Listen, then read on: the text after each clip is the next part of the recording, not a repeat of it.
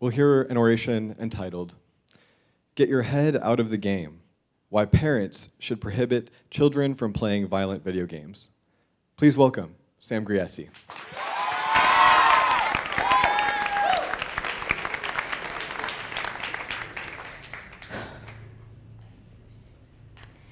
It's a Saturday morning. Stepping out of bed, the smell of warm pancakes and fresh coffee comfort you. You walk downstairs and notice your brother's not at the table. At that moment, your mother asks if you have seen him this morning and announces no one can eat until he comes down. Entering his room, you see him in his typical spot, on his bed, playing his favorite game, Grand Theft Auto. Not even his head turns to acknowledge who entered the room, and you feel as if you are invisible. You notice how focused his eyes are on the screen of chaos and cruelty.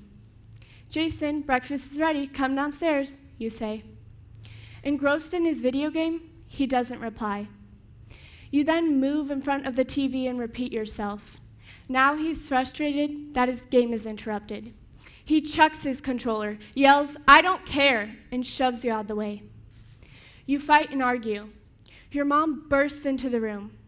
She sends you out, slams the door, and more conflict stirs up as Jason screams at her. You reflect over the look your brother gave you, how infuriated his eyes were, and how worried he was about this video game as if it had more meaning to him than you do. Our generation is changing. Children are addicted to video games to the extent that games mean more to them than their relationships. They no longer spend countless hours outside playing with others, but instead isolate themselves. Research has shown that the game Fortnite has had more than 3 million people playing at once, and at least 60 million people have downloaded the game. Although most parents would argue that video games containing blood, gore, or killing are helpful or at least harmless for children because it gives them an outlet to express their violent tendencies in a fictional world rather than our tangible one, parents should completely prevent adolescents and younger children from playing these games because studies show children who play them begin to decrease their social skills, acquire aggressive behavior, and prohibit them from appreciating the beauty surrounding them. By violence, I mean gratuitous violence, in which games contain violence for violence's sake, and games which concentrate on the graphics of wounds and blood.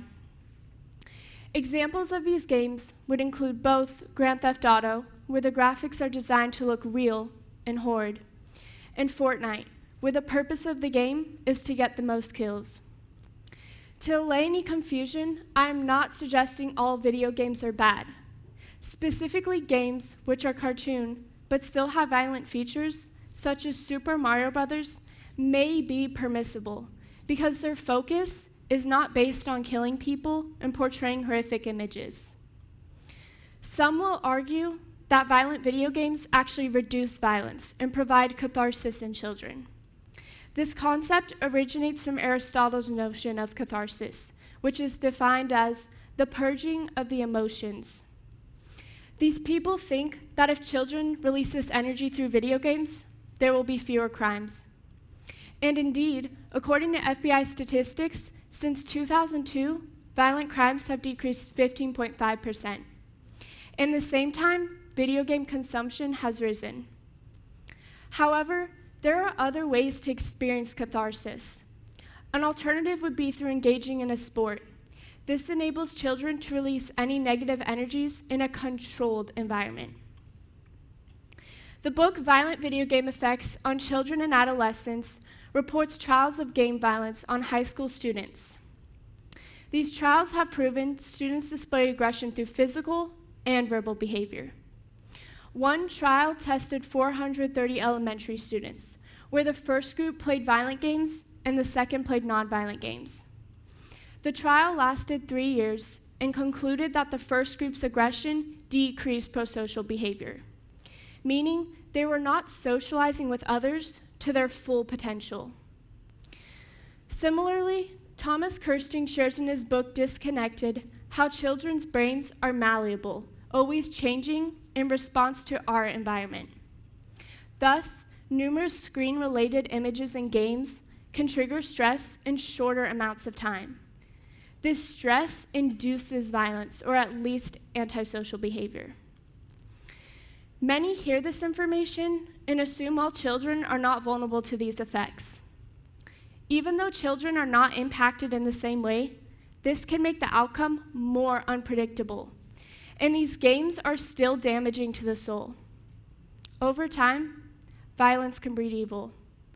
The Bible steers us away from evil, as advised by Paul in 1 Thessalonians 5:22. Abstain from all appearance of evil. This evil in video games is distorting children's souls and hiding the beauty surrounding them.